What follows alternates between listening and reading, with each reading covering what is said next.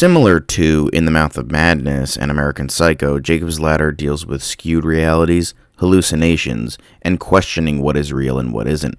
It's because of this that we are brought into the deteriorating sanity of the main character, portrayed by Tim Robbins, and we go insane along with him. It's intelligent in a way that it makes you uncomfortable and disturbed rather than just tense or kind of creeped out, although nothing is wrong with those two feelings while watching horror. And much like the films I just mentioned, benefits from multiple viewings to get a better understanding of the material. The basic plotline is that Jacob is a Vietnam War veteran who comes back home and notices strange things and people and tries to figure out why and what's happening to him. As I stated, this is a very different horror film because it's made in a way similar to something like Silence of the Lambs or Psycho, where it's not blood, guts, and gore, but really messes with your mind and is out to disturb you in new ways. It's not an in-your-face scarefest like Evil Dead, Halloween, or The Conjuring, but is meant to mess with your mind and make you scared about the disturbing imagery on screen and how something else dares mess with your psyche. It's a slower, more mind-bending movie, and it accomplishes it on every level. Tim Robbins pretty much has the entire film on his shoulders, and he delivers a scared and tormented performance as the main character.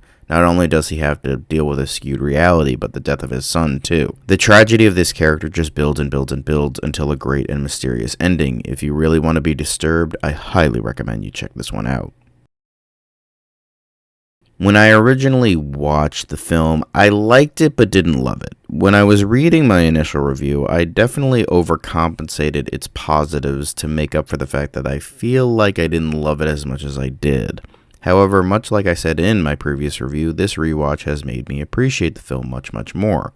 While there is plenty of disturbing imagery and you're trying to discern what is real and what isn't, it's more of a portrait of Jacob Singer, the main character. He descends into madness, but we aren't. We are simply a witness.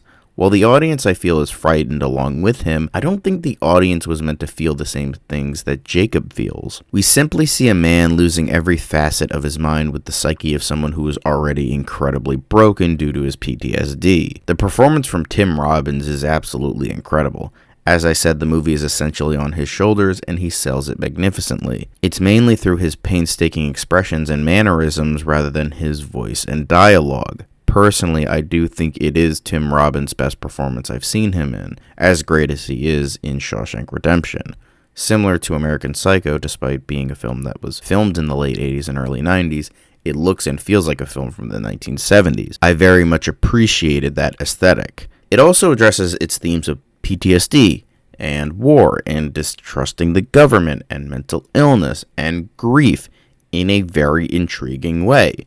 It's not overly explained, not super out in the open, they're just sort of in the background. And if you're really looking for it, you'll see what Bruce Joel Rubin, as well as Adrian Lyne, was going for. It spells almost nothing out for you, you just have to follow along and you can grasp certain story beats, aspects, and character moments that make it feel complete, as well as not giving you all the answers, which is something I also very much appreciate. I don't want to get too into the film because it's one of those movies that you have to watch it to truly appreciate it.